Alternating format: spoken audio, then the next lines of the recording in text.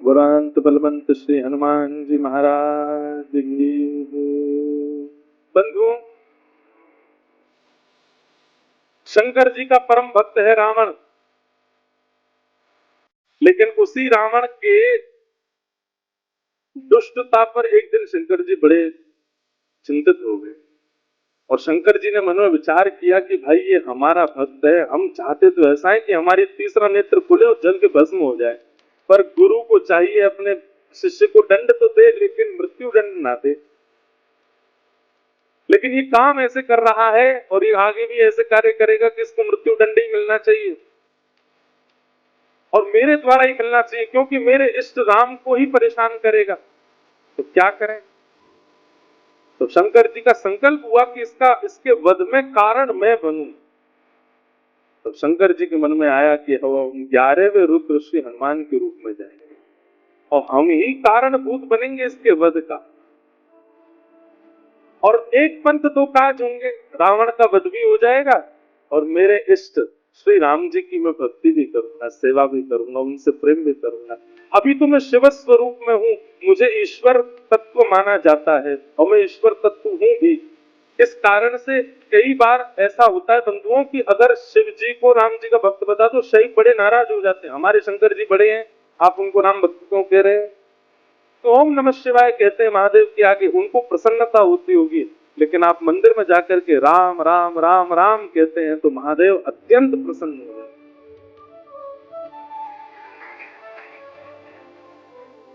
सहस्त्र नाम तत्तुल्य विचार किया कि मेरे इष्ट की सेवा भी हो जाए और ये दुष्ट रावण का वध भी, कारण मैं बनूं।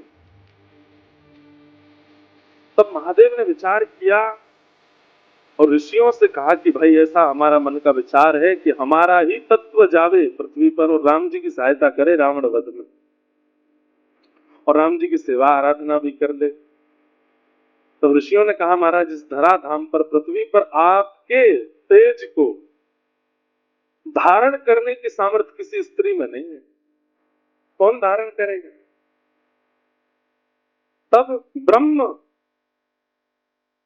लोक की एक अप्सरा थी, उनका नाम था कुंजस्थला। उन्होंने एक ऋषि का उपहास किया, बहुत ध्यान से सुनिए, और उस उपहास के कारण ऋषि ने उनको शाप दे दिया कि तुम बानरी हो जाओ। इतनी जोर से हंस रही हो संतों के ऊपर। एक बात बता दें, आप स्थला को शाप दे दिया, बोले जाओ तुम बानरी बन जाओ। लेकिन क्रोधापि देवेन वरेण तुल्यम, बड़े लोगों का क्रोध वरदान के समान हो। स्थला अंजलि मैया को पृथ्वी पर प्रकट और आपका विवाह वानर राज केसरी जी के साथ में।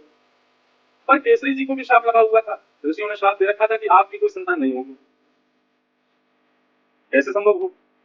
और तभी महादेव ने मन बनाया कि भाई हमारा अंश स्वरूप पृथ्वी पर आ गए। तो महादेव की नित्य आराधना करती थी अंजलि मैया। ऋषियों ने अंजलि मैया को चुना, बोले यही है तो महादेव के तेज को, महादेव के बल को, महादेव के जो आत्म तत्व है उसको भीतर स्वीकार कर सकते। इनका तप अद्भुत है। और क्यों ना हो, विवाह के उपरांत भी ब्रह्मचारिणी थी अंजलि मैया। बहुत ध्यान से सुनिएगा। एक दिन पर्वत पर बैठ करके अंजलि मैया महादेव की उपासना कर रही थी, तभी उनको स्पर्श का अनुभव हुआ। तुरंत अंजलि मैया ने नेत्र खोल करके कहा मैं शाप दे दूंगी, कौन है मेरा स्पर्श करने की हिम्मत किसने की? तभी पवन देव प्रकट हो गए और पवन देव ने कहा कि मां मुझे क्षमा करें, पर मेरा स्पर्श का अधिकार सबको, मैं सबको स्पर्श कर सकता हूँ, मेरा स्पर्श अपवित्र नहीं होता। इस पृथ्वी पर चींटी से लेकर के हाथी तक कोई भी नहीं है जो मेरे स्पर्श से वंचित रहता हो, इसलिए आप बिल्कुल मुझे शापित मत कीजिए, मेरा स्पर्श करने का अधिकार तो सबको है। अंजलि मैया बोली तो फिर मेरा विशेष स्पर्श क्यों किया आप? तो उन्होंने पूरी बात बताई। बोले कि मां, महादेव की इच्छा है कि उनका तत्व प्रकट हो। मोही रूप को देखकर के महादेव इतने प्रसन्न हो गए कि प्रेमाश्रु के साथ उनका समस्त बल पृथ्वी पर झरने लगा, जिसके रूप में पृथ्वी पर विविध रत्न प्रकट हुए, हीरे सोने चांदी, ये सब महादेव के प्रेमाश्रु से प्रकट हुए। और उन्हीं प्रेमाश्रुओं को कई ऋषियों ने अपने अपने प्रेम कुटों में धारण किया। उन्हीं में से एक बिंदु मुझे प्राप्त हुआ और मुझे ऋषियों की आज्ञा हुई कि मैं आपके अंदर उसको व्यवस्थित कर दूं, ताकि महादेव का जो 11वां रुद्र स्वरूप है वो आपसे प्रकट। इसलिए मैंने आपके स्पर्श करके आपके कर्ण कुट से महादेव का मतलब योग बल आपके भीतर व्यवस्थित किया है। अब आप जल्दी ही एक दिव्य भक्त, दिव्य बलवंत और दिव्य श्रेष्ठ बालक को जन्म देंगे। कितने पिताजी हनुमान जी को? पवन पुत्र, शंकर सुमन और केसरी नंदन। आज ही के दिन अंजनी मैया ने, अंजनी मैया के दिव्य कोख से दिव्य तेज प्रकट हुआ और पृथ्वी पर प्रकट हुए इस पृथ्वी के रक्षक, भक्तों के रक्षक, दानवों का दलन करने वाले प्रभु श्री राम के अनन्य भक्त पवन पुत्र श्री हनुमान जी महाराज की जय हो, जय हो, जय हो। श्री हनुमान जी का प्रादुर्भाव हुआ, तीनों लोगों में दुनिया बजने लगी, देवता सब आनंदित हो गए, सब सुरक्षित अनुभव करने लगे। क्यों? अब हमारी रक्षा करने वाले हैं। देवताओं ने आकर के सबको बल प्रदान किया, किसी ने बल प्रदान किया, किसी ने गदा प्रदान की, किसी ने बुद्धि प्रदान की, किसी ने मेधावी। इस प्रकार से सब देवताओं ने आकर के हनुमान महाराज को दिव्य से ही किया। पर भैया एक बात है, हनुमान जी महाराज के पास एक भी वस्तु ऐसी नहीं है जिसकी कमी हो। वो बड़े ही बानर थे, पर बानर रूप में भी इतने सुंदर थे कि इनको देखने के लिए राम जी लालच हो गए। आज भी अनेक हनुमान मंदिरों में आप देखेंगे हनुमान जी के सामने राम जी प्रियतम को सामने बैठाया जाता है, सभी भक्त है हनुमान जी, लेकिन राम जी को उनका दर्शन इतना अच्छा लगता है, तो विश्व राम जी को देखता तो राम जी हनुमान जी को देखता। और इस सुंदरता हनुमान जी लौट रहे थे लंका से, उस विमान में राम जी के साथ बैठे, तो राम जी जगह जगह दिखाते जा रहे थे जानकी जी को, पता है आपको यहाँ पे हमने ऐसा किया था, यहाँ पे हमारी बली को हमने पाली को हमने बाण मारा था, इधर बैठ करके हम सब बानरों के साथ हमने मीटिंग करी थी, यहाँ पर ये हुआ था, सारे स्थान दिखाते हुए जा रहे थे राम। तब एक स्थान आया उसको देख करके हनुमान जी की सदर नहीं, राम जी बोले हनुमान जी आप क्यों हुए? हनुमान जी बोले सारे ना क्या बोले अब मैं अपनी मैया बहुत बरसों सीता जी नहीं अपनी माँ क्योंकि जन्म स्थान के ऊपर से जा रहे हैं, मुझे याद आ गई था राम जी को इसी वक्त भगवान कोई देरी नहीं, ये भी मिलेंगे हमारे हनुमान जी माता जी का आप मिलेंगे नहीं आप। और सीता जी राम जी का तो देखा पर्वत के ऊपर जैसे देखा आपने राम जी जानकी जी लक्ष्मण जी सब मानव राम के हनुमान जी का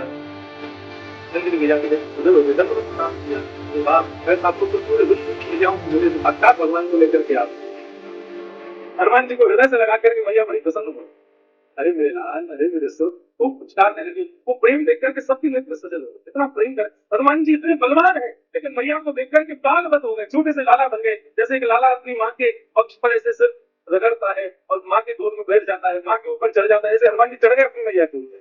और ये अंजनी मैया एक बाल सामग्री बनाऊं को सामग्री सिद्ध की अंजनी मैया ने राम जी को अपने हाथ से हनुमान जी हाथ से पसंद है कि मेरे जन्म राम जी नहीं। अंजनी मैया ने प्रसाद आदि की बात था, आपकी लंका में थी उसकी चर्चा तो बहुत पर आप खुद अपने मुझसे बताइए कि वहाँ कैसा क्या रहा।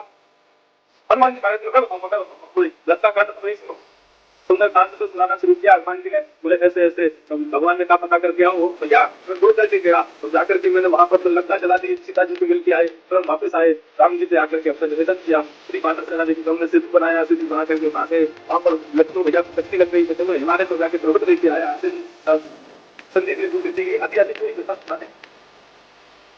सबको प्रसन्न लेकर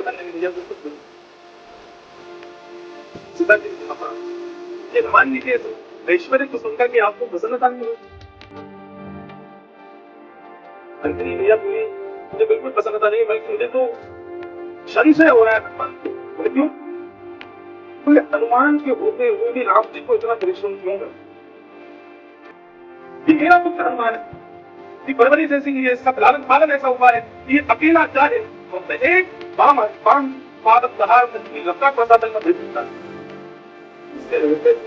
सेतु बनाना पड़ा, बच्चे भैया लगी, बच्चे बनाने पड़े, लेकिन तो कहा हरि रावण की यहाँ को जाकर के भजना बना होता था, क्या ये सब सुनकर के मेरा मन बहुत खुश हो रहा है। मुझे लग रहा है कि हमारे रहते हुए राम करना क्यों पड़ा?